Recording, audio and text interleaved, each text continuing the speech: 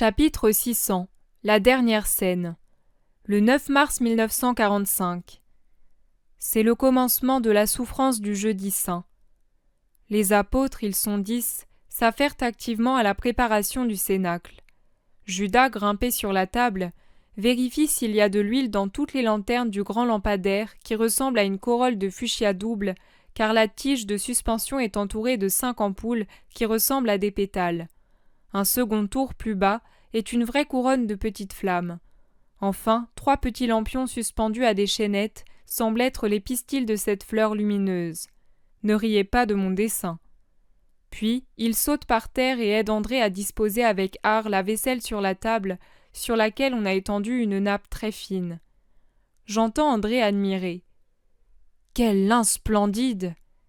Et Judas. « L'un des meilleurs de Lazare. Marthe a absolument tenu à la porter. »« Et ses coupes, et ses amphores !» s'exclame Thomas.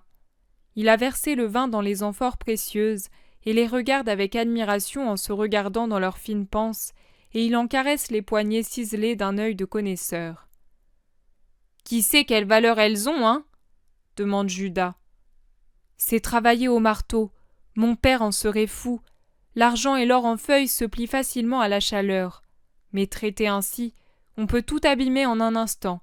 Il suffit d'un coup mal porté. Cela demande à la fois de la force et de la légèreté. Tu vois les poignées ? Elles sont tirées de la masse et ne sont pas soudées. Ce sont là des objets de riches. Pense que toute la limaille et le dégrossissement sont perdus. Je ne sais pas si tu me comprends. Bien sûr, je comprends. C'est comme fait un sculpteur. Tout à fait cela. Tous admirent, puis retournent à leur travail. Les uns disposent les sièges, d'autres préparent les crédences. Pierre et Simon entrent ensemble.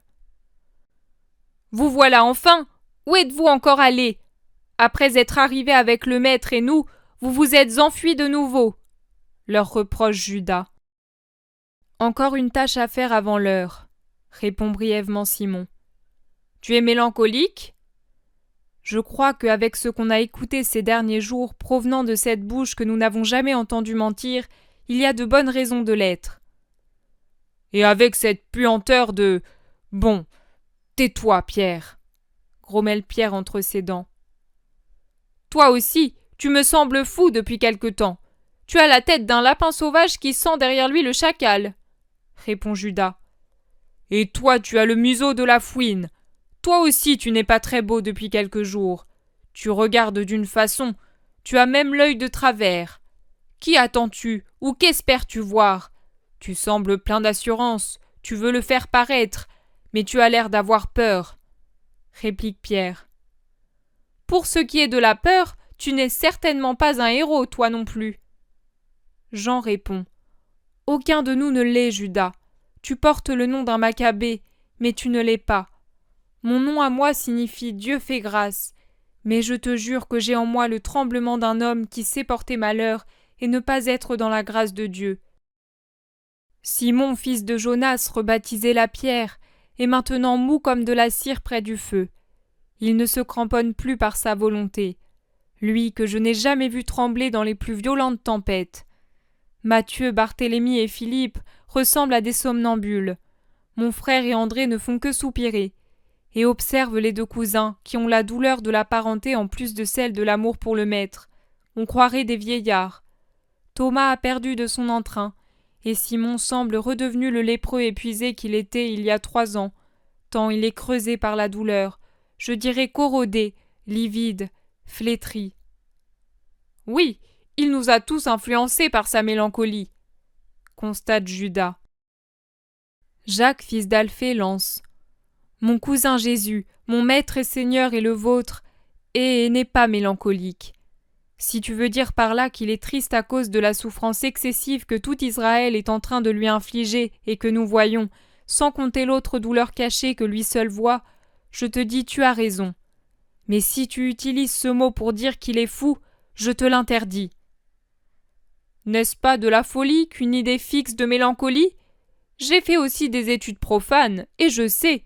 Il a trop donné de lui-même. Maintenant, il a l'esprit épuisé. Ce qui signifie de la démence, n'est-ce pas ? demande Jude apparemment calme. Exactement. Ton père, qui était un juste de sainte mémoire et à qui tu ressembles pour la justice et la sagesse, l'avait bien vu. C'est le triste destin d'une illustre maison trop vieille et frappée de sénilité psychique. Jésus a toujours eu une tendance à cette maladie, d'abord douce, puis toujours plus agressive.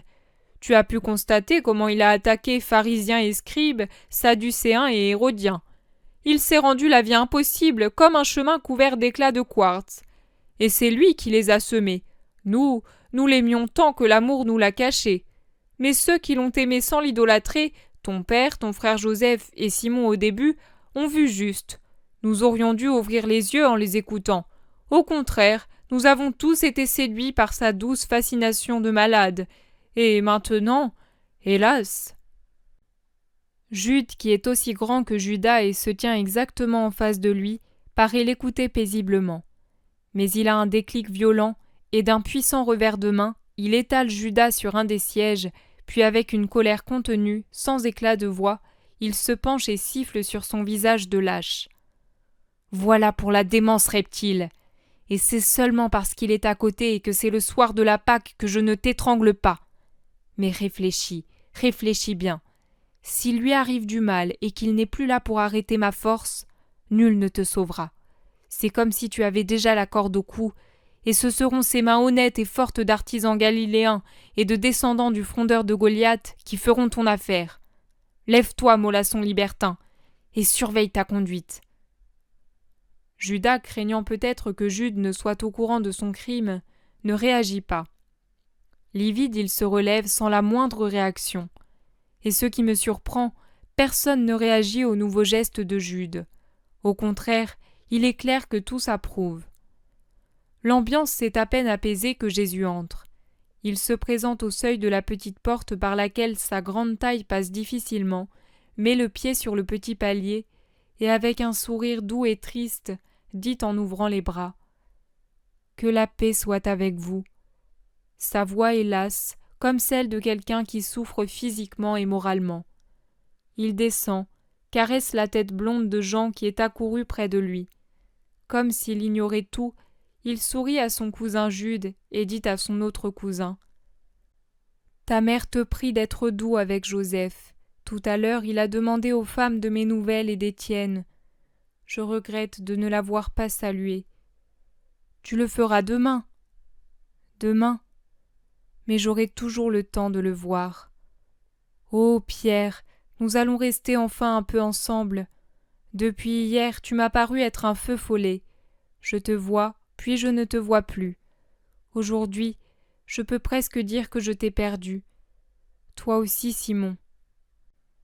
Nos cheveux plus blancs que noirs peuvent t'assurer que nous ne nous sommes pas absentés par le désir de la chair, assure Simon le zélote avec sérieux.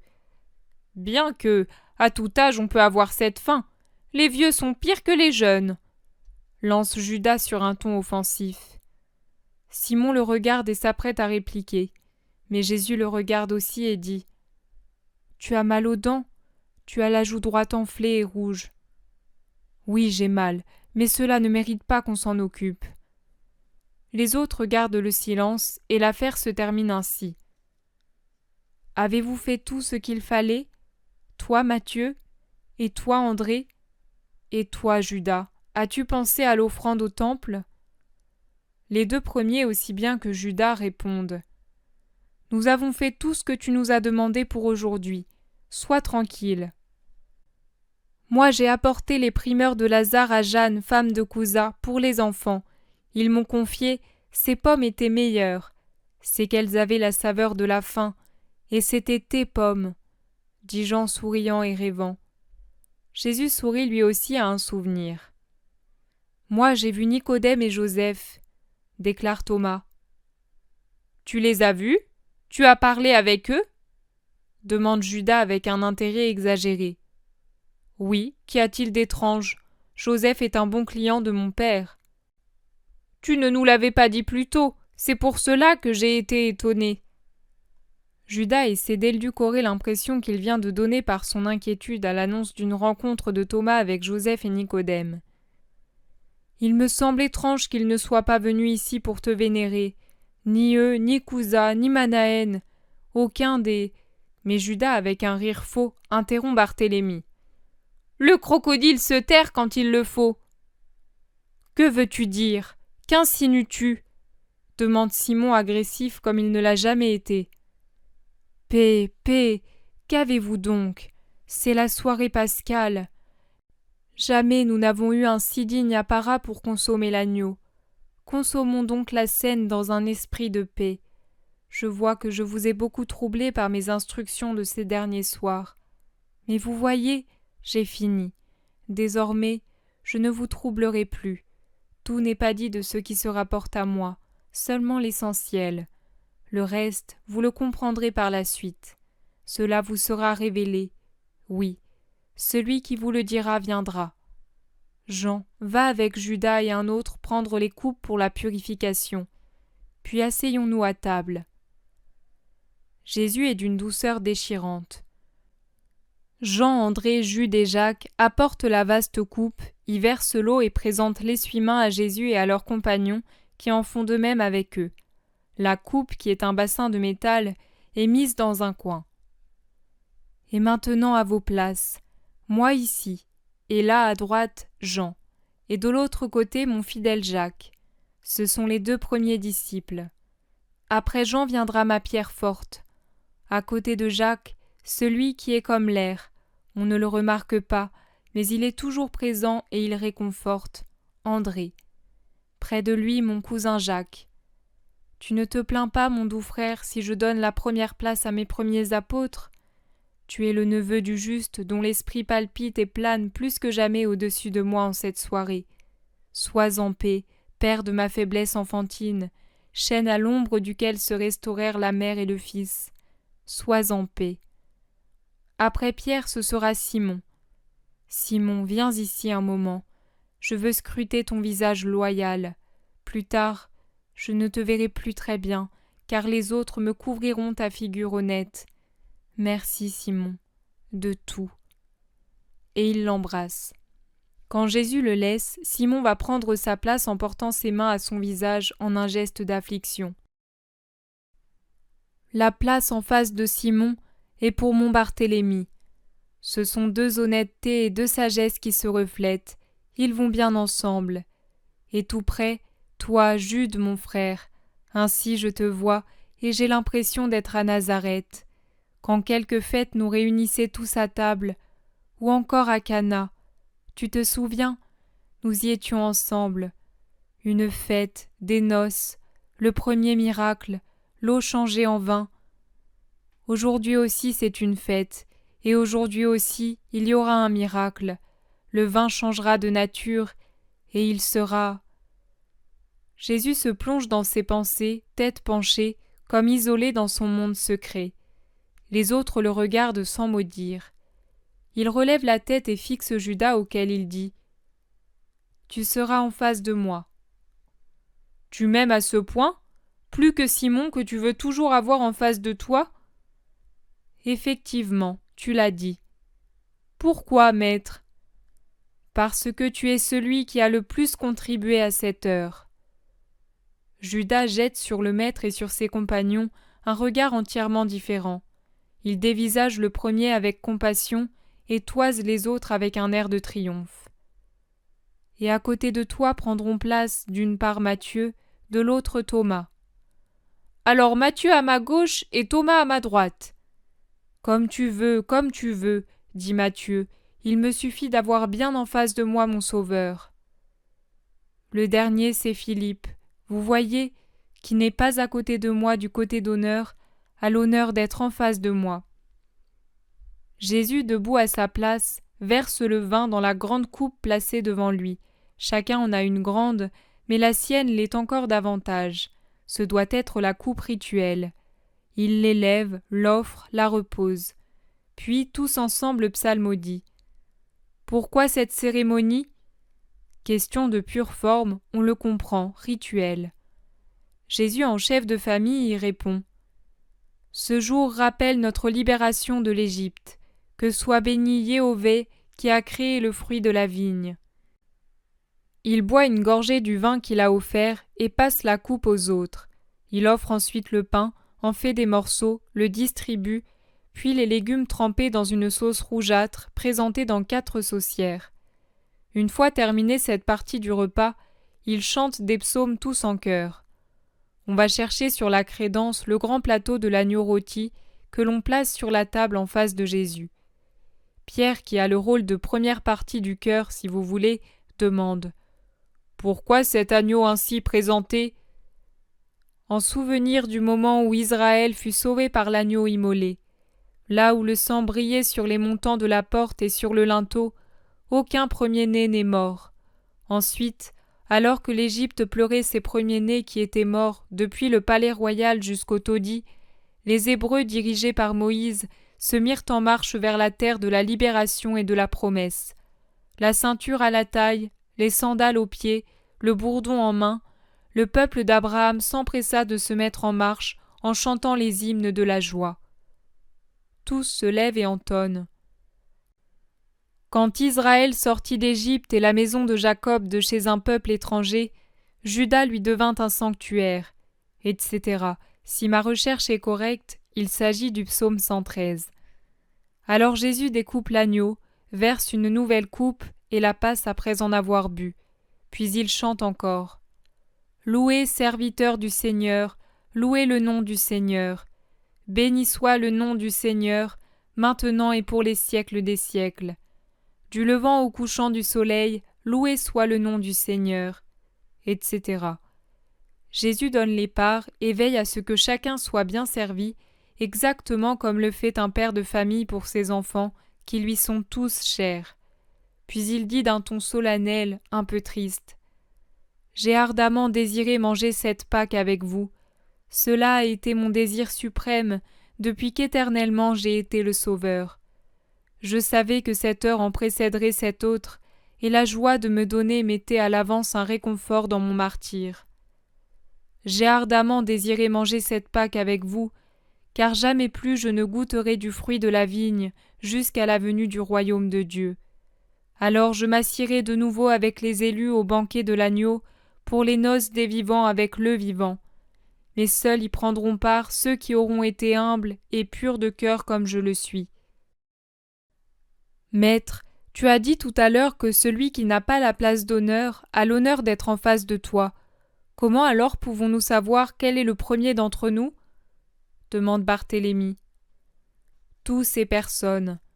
Un jour, nous revenions fatigués, écœurés par la haine des pharisiens. Mais vous n'étiez pas las de discuter entre vous pour savoir qui était le plus grand. C'est alors qu'un enfant accourut vers moi, un de mes petits amis, et son innocence adoucit mon dégoût de tant de fange. Votre humanité opiniâtre était loin de disparaître. Où es-tu maintenant, petit Benjamin, à la réponse sage venue à toi du ciel, puisque c'est l'Esprit qui parlait à l'ange comme tu étais ? Je vous ai dit alors, si quelqu'un veut être le premier, qu'il soit le dernier et le serviteur de tous. Et je vous ai donné en exemple cet enfant sage. Maintenant je vous dis, les rois des nations les dominent, et les peuples opprimés, tout en les haïssant, les acclament et les appellent bienfaiteurs, pères de la patrie, mais la haine couve sous le respect fallacieux. Il ne doit pas en être ainsi parmi vous. Que le plus grand se comporte comme le plus petit, celui qui gouverne comme celui qui sert. Quel est en effet le plus grand ? Celui qui est à table ou celui qui sert ? C'est celui qui est à table. Et pourtant, moi je vous sers, et d'ici peu, je vous servirai davantage. Vous êtes, vous, ceux qui sont restés avec moi constamment dans les épreuves. Et moi, je dispose pour vous d'une place dans mon royaume, de même que j'y serai roi selon la volonté du Père. Vous mangerez et boirez à ma table éternelle, et vous siégerez sur des trônes pour juger les 12 tribus d'Israël. Vous êtes restés avec moi dans les épreuves, il n'y a que cela qui vous donne de la grandeur aux yeux du Père. Et ceux qui viendront, ils n'auront pas de place dans le royaume ? Il nous est réservé à nous seuls ? Ah, que de princes dans ma maison ! Tous ceux qui se seront montrés fidèles au Christ dans les épreuves de la vie seront des princes dans mon royaume, car ceux qui auront persévéré jusqu'à la fin dans le martyre de l'existence seront pareils à vous qui êtes restés avec moi dans mes épreuves. Je m'identifie à ceux qui croient en moi. La souffrance que j'embrasse pour vous et pour tous les hommes, je la donne comme enseigne à ceux qui sont particulièrement élus.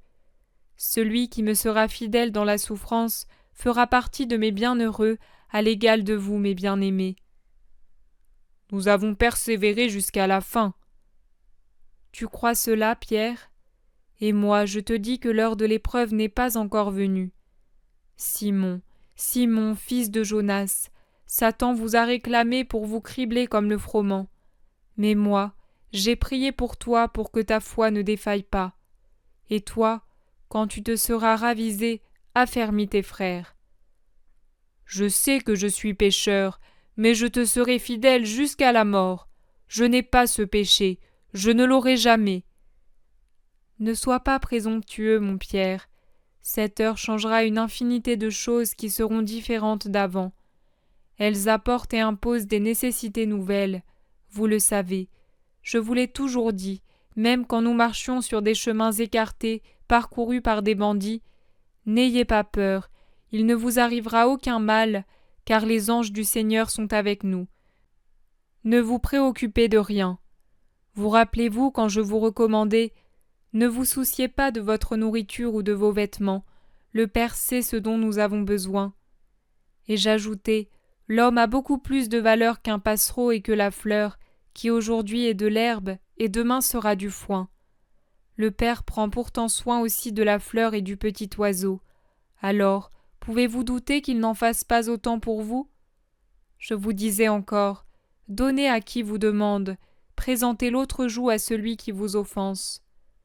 Je vous disais, n'emportez ni bourse ni bâton, car je vous ai enseigné l'amour et la confiance.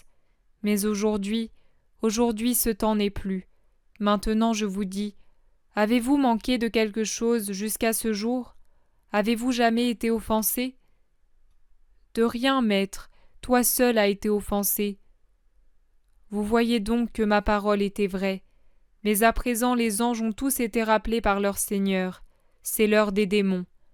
Les anges du Seigneur se couvrent les yeux de leurs ailes d'or, ils s'en enveloppent et souffrent de ce qu'elle n'est pas la couleur du chagrin, car c'est une heure de deuil cruel, sacrilège. Il n'y a pas d'anges sur la terre ce soir, ils se tiennent près du trône de Dieu pour couvrir de leurs chants les blasphèmes du monde déicide et les pleurs de l'innocent. Vous et moi, nous sommes seuls. Les démons sont les maîtres de l'heure. C'est pourquoi nous allons prendre les apparences et les mesures des pauvres hommes qui se méfient et n'aiment pas. Maintenant, que celui qui a une bourse prenne aussi une besace, que celui qui n'a pas d'épée vende son manteau et en achète une, car il faut que s'accomplisse en moi ce qui est écrit. Il a été compté parmi les malfaiteurs. En vérité, tout ce qui me concerne touche à sa fin. Simon le Zélote s'est levé pour aller au coffre où il a déposé son riche manteau. Ce soir, tous ont mis leurs plus beaux atours et ont par conséquent leurs poignards, damasquinés mais très courts, plutôt couteau que poignard, à leur riche ceinture. Simon prend 2 épées, 2 vraies épées, longues, légèrement courbes, et les apporte à Jésus. Pierre et moi nous sommes armés ce soir. Nous avons celles-ci, mais les autres n'ont que leurs courts poignards. Jésus prend les épées, les examine, en dégaine une et essaie le tranchant sur l'ongle. C'est très étonnant, et cela fait une impression encore plus étrange de voir cette arme féroce dans les mains de Jésus. Tandis que Jésus poursuit son examen silencieux, Judas demande « Qui vous les a donnés ?» Il paraît sur les charbons ardents. « Qui ? Je te rappelle que mon père était noble et puissant, » répond Simon le Zélote. « Mais Pierre ?»« Eh bien, depuis quand dois-je rendre compte des cadeaux que je veux faire à mes amis ?» Jésus lève la tête après avoir rengainé l'arme et la rend à Simon. « C'est bien assez, tu as eu raison de les prendre. Mais maintenant, avant que l'on boive la 3e coupe, attendez un moment. Je vous ai dit que le plus grand est égal au plus petit, que je suis le serviteur à cette table et que je vous servirai davantage. Jusqu'à présent, je vous ai donné de la nourriture qui sert au corps. Cette fois, je veux vous donner une nourriture pour l'esprit. Ce n'est pas un plat du rituel ancien, il appartient au nouveau rite. J'ai voulu me faire baptiser avant d'être le maître. Pour répandre la parole, ce baptême suffisait. Maintenant, c'est le sang qui va être répandu. Il faut un nouveau baptême pour vous aussi qui avez pourtant été purifiés par Jean-Baptiste en son temps et encore aujourd'hui au temple. Mais cela ne suffit pas. Venez que je vous purifie. Suspendez le repas. Il y a quelque chose de plus élevé et de plus nécessaire que la nourriture destinée à remplir le ventre, même si c'est une nourriture sainte comme celle du rite pascal. Et c'est un esprit pur, disposé à recevoir le don du ciel, qui déjà descend pour se faire un trône en vous et vous donner la vie. Donnez la vie à qui est pur. Jésus se lève, fait lever Jean pour sortir plus facilement de sa place, se dirige vers un coffre et ôte son vêtement rouge pour le plier et le déposer sur son manteau déjà plié. Puis, il se ceint la taille d'un grand linge et va prendre un autre bassin, encore vide et propre. Il y verse de l'eau, le porte au milieu de la pièce près de la table et le pose sur un tabouret. Les apôtres le regardent avec étonnement. « Vous ne me demandez pas ce que je fais ?» « Nous l'ignorons, je te dis que nous sommes déjà purifiés, » répond Pierre. « Et moi je te répète que cela n'a pas importance. Ma purification servira à celui qui est déjà pur à l'être davantage. » Il s'agenouille, délace les sandales de Judas et lui lave les pieds l'un après l'autre. Il lui est facile de le faire, car les lits-sièges sont disposés de façon que les pieds sont tournés vers l'extérieur. Stupéfait, Judas garde le silence. Mais lorsque Jésus, avant de chausser le pied gauche et de se lever, fait le geste de lui baiser le pied droit déjà chaussé, Judas retire vivement son pied et frappe involontairement de sa semelle la bouche divine. Ce n'est pas un coup fort, mais il me cause une vive douleur. Jésus sourit et à l'apôtre qui lui demande « T'ai-je fait mal ? Je ne voulais pas, pardon !» Il répond « Non, mon ami, tu l'as fait sans malice, donc cela ne me fait pas mal. » Judas pose sur lui un regard troublé, fuyant. Jésus passe à Thomas, puis à Philippe. Il suit le côté étroit de la table et arrive à son cousin Jacques. Il le lave et en se levant lui baise le front. Il en vient à André, qui rougit de honte et prend sur lui-même pour ne pas pleurer. Il le lave, le caresse comme un enfant. Puis c'est au tour de Jacques, fils de Zébédée, qui ne cesse de murmurer « Ô maître, maître, maître, tu t'anéantis, mon sublime maître !» Jean a déjà délacé ses sandales, et lorsque Jésus se penche pour lui essuyer les pieds, il s'incline pour baiser ses cheveux. Mais Pierre, il n'est pas facile de le convaincre de se prêter à ce rite. « Toi, me laver les pieds, tu n'y penses pas. Tant que je vivrai, je ne le permettrai pas. Je suis un ver, tu es Dieu, chacun à sa place. » Ce que je fais, tu ne peux le comprendre à présent. Par la suite, tu comprendras. Laisse-moi faire. « Tout ce que tu veux, maître, mais pas cela. Veux-tu me couper le cou ? Fais-le. Mais me laver les pieds, non, tu ne le feras pas. » Ô mon Simon, ne sais-tu pas que si je ne te lave pas, tu n'auras pas part à mon royaume ? Simon, Simon, tu as besoin de cette eau pour ton âme et pour le long du chemin que tu dois parcourir. Tu ne veux pas venir avec moi ? Si je ne te lave pas, tu ne viens pas dans mon royaume. Ô mon Seigneur béni, alors lave-moi tout entier, pieds, mains et tête. Qui s'est baigné comme vous n'a pas besoin de se laver autre chose que les pieds, puisqu'il est entièrement pur. Les pieds, l'homme foule aux pieds les ordures. Et ce serait encore peu, car je vous l'ai dit, ce n'est pas ce qui entre et sort avec la nourriture qui souille l'homme, ni ce sur quoi il marche qui le contamine. C'est plutôt ce qui couve et mûrit dans son cœur et sort de là pour entacher ses actions et ses membres. Les pieds de l'homme à l'âme impure lui servent à aller aux orgies, à la débauche, au commerce illicite, au crime. Ce sont donc parmi les membres du corps ceux qui ont un grand besoin de purification, avec les yeux, avec la bouche. Ô homme, homme, Toi qui fus une créature parfaite un jour, le premier, avant que le séducteur ne te corrompe à ce point. Il n'y avait pas de malice en toi, ô homme, et pas de péché. Et maintenant, tu es tout entier malice et péché, il n'y a pas de partie de toi qui ne pêche pas. Jésus lave les pieds à Pierre, les baise. En larmes, Pierre prend dans ses grosses mains celles de Jésus, il les passe sur ses yeux puis les baise. Simon le Zélote lui aussi a ôté ses sandales et se laisse laver. Mais ensuite, quand Jésus s'apprête à passer à Barthélemy, Simon s'agenouille et lui baise les pieds en disant « Purifie-moi de la lèpre du péché, comme tu m'as purifié de la lèpre du corps, afin que je ne sois pas confondu à l'heure du jugement, mon Sauveur. » Ne crains rien, Simon, tu arriveras dans la cité céleste blanc comme la neige. Et moi, Seigneur, que dis-tu à ton vieux Barthélemy? Tu m'as vu sous l'ombre du figuier, et tu as lu dans mon cœur. Que vois-tu maintenant, et où me vois-tu? Rassure un pauvre vieillard qui craint de ne pas avoir la force et le temps pour devenir ce que tu veux qu'il soit. Barthélemy est très ému. Toi aussi ne crains rien. J'ai dit à ce moment-là, voici un vrai Israélite en qui il n'y a pas d'artifice. Aujourd'hui je dis, voilà un vrai chrétien digne du Christ. Où je te vois, sur un trône éternel vêtu de pourpre, je serai toujours avec toi. Vient le tour de Jude. Quand il voit Jésus à ses pieds, il ne sait pas se contenir, il penche la tête sur son bras appuyé à la table et il pleure. Ne pleure pas, mon doux frère. Tu es maintenant comme quelqu'un qui doit supporter qu'on lui enlève un nerf, et tu penses que c'est au-delà de tes forces. Mais cette souffrance sera brève, puis tu seras heureux parce que tu m'aimes. Tu t'appelles Jude, et tu es comme notre grand Judas, un géant. Tu es celui qui protège.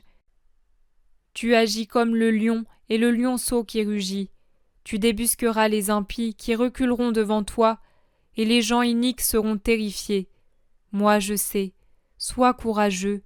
Une éternelle union resserrera et rendra parfaite notre famille au ciel. Il le baise lui aussi sur le front, comme il l'a fait à son frère. Je suis pécheur, maître, pas à moi. Tu étais pécheur, Matthieu. Maintenant tu es l'apôtre. Tu es une de mes voies. Je te bénis. Que de chemin ses pieds ont fait pour avancer sans cesse vers Dieu. L'âme les encourageait, et ils ont quitté tout chemin qui ne soit pas le mien. Avance. Sais-tu où se termine le sentier? Sur le sein du Père qui est le mien et le tien. Jésus a fini.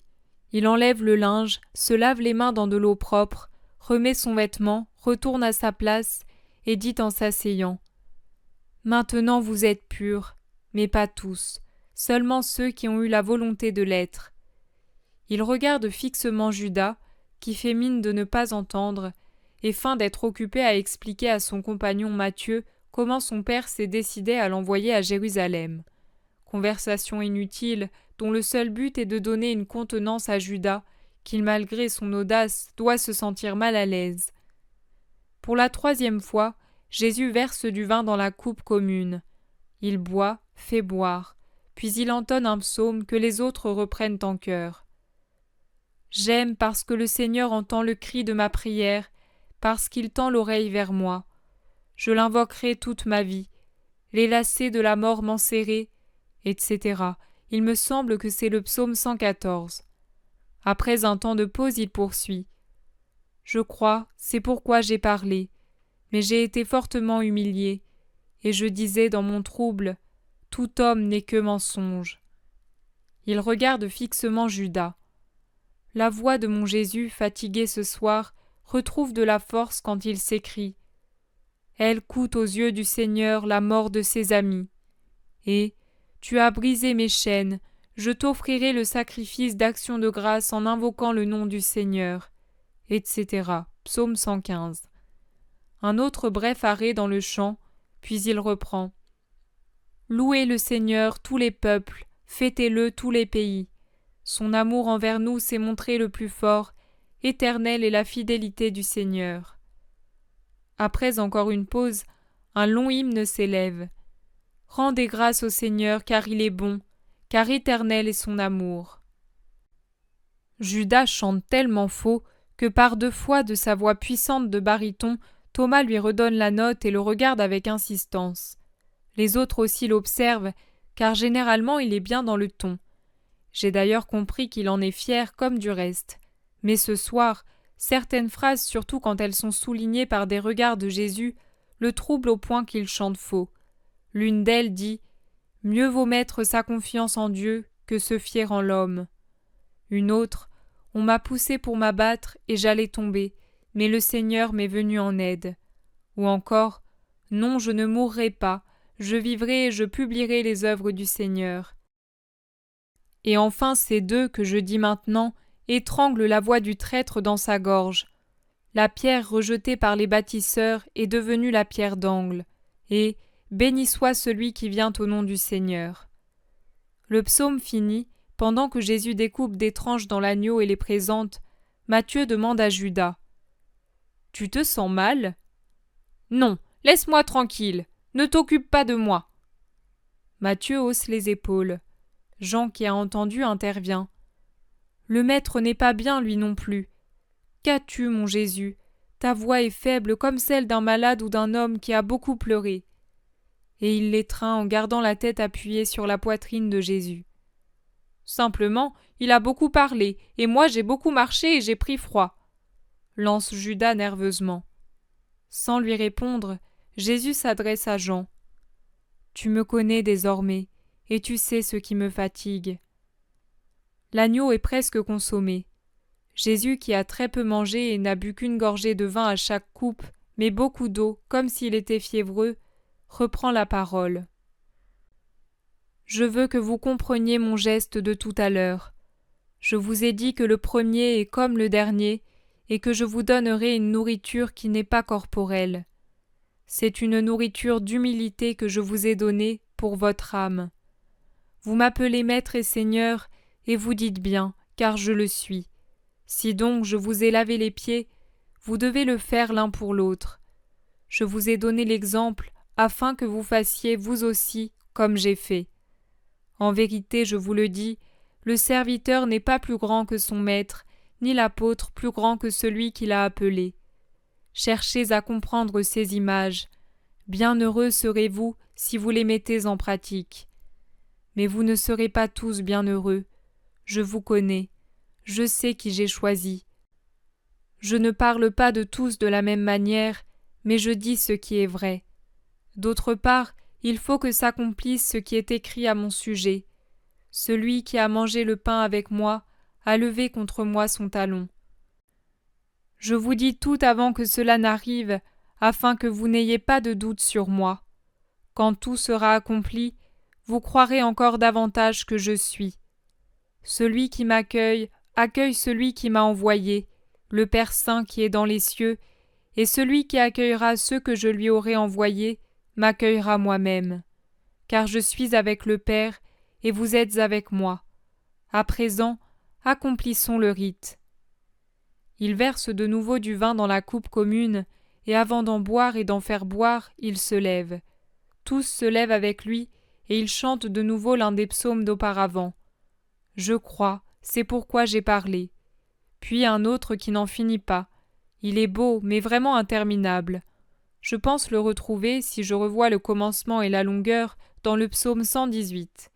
Il le chante comme ceci, une partie ensemble, puis à tour de rôle, chacun dit un verset, et les autres un morceau ensemble, et ainsi de suite jusqu'au bout. Je suppose qu'à la fin, ils doivent avoir soif. Jésus s'assied, il ne s'allonge pas. Il reste assis comme nous, et il dit « Maintenant que l'ancien rite est accompli, je vais célébrer le nouveau. Je vous ai promis un miracle d'amour. Le moment est venu. C'est pour cela que j'ai désiré cette Pâque. Dorénavant, voilà l'hostie qui sera consommée en un perpétuel rite d'amour. Je vous ai aimés pour toute la vie de la terre, mes chers amis. Je vous ai aimés pour toute l'éternité, mes fils, et je veux vous aimer indéfiniment. Il n'y a rien de plus grand, souvenez-vous-en. Je m'en vais, mais nous resterons unis pour toujours grâce au miracle que je m'apprête à faire. Jésus prend un pain encore entier, le pose sur la coupe pleine. Il bénit et offre l'un et l'autre, puis il partage le pain, en fait 13 morceaux et en donne un à chacun des apôtres en disant « Prenez et mangez, ceci est mon corps. Faites ceci en mémoire de moi, car je m'en vais. » Puis il tend la coupe et dit « Prenez et buvez, ceci est mon sang. Ceci est le calice de la nouvelle alliance dans le sang, et par mon sang qui sera répandu pour vous en rémission de vos péchés, et pour vous donner la vie. Faites ceci en mémoire de moi. » Jésus est extrêmement triste. Tout sourire, toute trace de lumière, de couleur l'ont quitté. Il a déjà un visage d'agonie. Les apôtres le regardent anxieusement. Puis il se lève en disant « Ne bougez pas, je reviens tout de suite. » Il prend le 13e morceau de pain et la coupe et sort du cénacle. « Il va trouver sa mère, » murmure Jean, et Jude soupire. « Pauvre femme !» Pierre demande tout bas. « Tu crois qu'elle sait ?» Elle sait tout, elle a toujours tout su. Ils chuchotent tous comme devant un mort. « Croyez-vous donc que vraiment ?» demande Thomas qui ne veut pas encore y croire. « Tu en doutes, c'est son heure, » répond Jacques, fils de Zébédée. « Que Dieu nous donne la force de rester fidèles, » soupire Simon le Zélote. « Oh, moi » commence Pierre, mais Jean, qui est aux aguets, murmure « Chut, le voici !» Jésus rentre. Il a dans les mains la coupe vide. C'est à peine s'il reste au fond une trace de vin, et sous la lumière du lampadaire, elle ressemble vraiment à du sang. Judas, qui a la coupe devant lui, la regarde comme fasciné, puis il détourne les yeux. Jésus l'observe, et il a un frisson que ressent Jean, appuyé comme il l'est sur sa poitrine. « Dis-moi, mais tu trembles » s'écrie-t-il. « Non, je ne tremble pas de fièvre. Je vous ai tout dit et je vous ai tout donné. Je ne pouvais vous donner davantage. C'est moi-même que je vous ai donné. » Il a son doux geste des mains, qui, jointes au début, se séparent et s'écartent tandis qu'il baisse la tête comme pour dire « Excusez-moi si je ne puis davantage. C'est ainsi. » Je vous ai tout dit, et je vous ai tout donné. Je le répète, le nouveau rite est accompli. Faites ceci en mémoire de moi. Je vous ai lavé les pieds pour vous apprendre à être humble et pur comme votre maître. Car je vous dis qu'en vérité, les disciples doivent être comme leur maître. Souvenez-vous-en bien. Même quand vous serez haut placé, souvenez-vous-en. Le disciple n'est pas plus grand que son maître. De même que je vous ai lavé les pieds, faites-le entre vous. En d'autres termes, aimez-vous comme des frères, en vous aidant et en vous vénérant mutuellement, et en étant un exemple les uns pour les autres. Et soyez purs pour être dignes de manger le pain vivant descendu du ciel, et pour avoir en vous et par lui la force d'être mes disciples dans un monde ennemi qui vous haïra à cause de mon nom. Mais l'un de vous n'est pas pur, l'un de vous me trahira, mon esprit en est fortement troublé. La main de celui qui me trahit est avec moi sur cette table, et ni mon amour, ni mon corps, ni mon sang, ni ma parole ne le font se raviser et se repentir. Je lui aurais pardonné en allant à la rencontre de la mort pour lui aussi. » Terrifiés, les disciples se regardent. Ils se scrutent, se suspectant l'un l'autre. Pierre fixe Judas, tous ses doutes sont réveillés. Jude se lève brusquement pour dévisager Judas au-dessus de Matthieu. Mais Judas montre une telle assurance. À son tour, il observe attentivement Matthieu, comme s'il le suspectait, puis il regarde Jésus et sourit en demandant « Serait-ce moi ?» Il paraît être le plus sûr de son honnêteté. Il me semble qu'il dit cela pour ne pas laisser tomber la conversation. Jésus réitère son geste en disant « Tu le dis, Judas, fils de Simon. Ce n'est pas moi, c'est toi qui le dis. Je ne t'ai pas nommé. Pourquoi t'accuses-tu ? Interroge ton conseiller intérieur, ta conscience d'homme, la conscience que Dieu le Père t'a donnée pour te conduire en homme, et vois si elle t'accuse. Tu le sauras avant tous les autres. Mais si elle te rassure, Pourquoi parler, et pourquoi y penser? En parler ou y penser est anathème, même pour plaisanter. Jésus s'exprime tranquillement. Il semble soutenir la thèse proposée comme peut le faire un savant à ses élèves. L'émoi est grand, mais le calme de Jésus l'apaise. Cependant, Pierre, qui soupçonne le plus Judas, peut-être Jude aussi, mais il paraît moins suspicieux, désarmé comme il l'est par la désinvolture de Judas, tire Jean par la manche. Quand Jean, qui s'est tout serré contre Jésus en entendant parler de trahison, se retourne, il lui murmure « Demande-lui qui c'est !» Jean reprend sa position et lève seulement la tête, comme pour embrasser Jésus, et en même temps il lui murmure à l'oreille « Maître, qui est-ce » Et Jésus, très doucement, en lui rendant le baiser dans les cheveux, « Celui à qui je vais donner un morceau de pain trempé. » Il prend alors un pain encore entier, pas le reste de celui qui a servi pour l'Eucharistie, en détache une grosse bouchée, la trempe dans la sauce de l'agneau dans le plateau, étend le bras par-dessus la table et dit « Prends, Judas, tu aimes cela. »« Merci, maître, oui, j'aime cela. » Ne sachant pas ce qu'est cette bouchée, il mange à pleines dents le pain accusateur, tandis que Jean, horrifié, va jusqu'à fermer les yeux pour ne pas voir l'horrible rire de Judas. « Bon, va maintenant que je t'ai fait plaisir, » dit Jésus à Judas. « Tout est accompli ici. » Il souligne fortement ce mot. « Ce qu'il te reste à faire ailleurs, fais-le vite, Judas, fils de Simon. »« Je t'obéis aussitôt, maître. Je te rejoindrai plus tard à Gethsémani.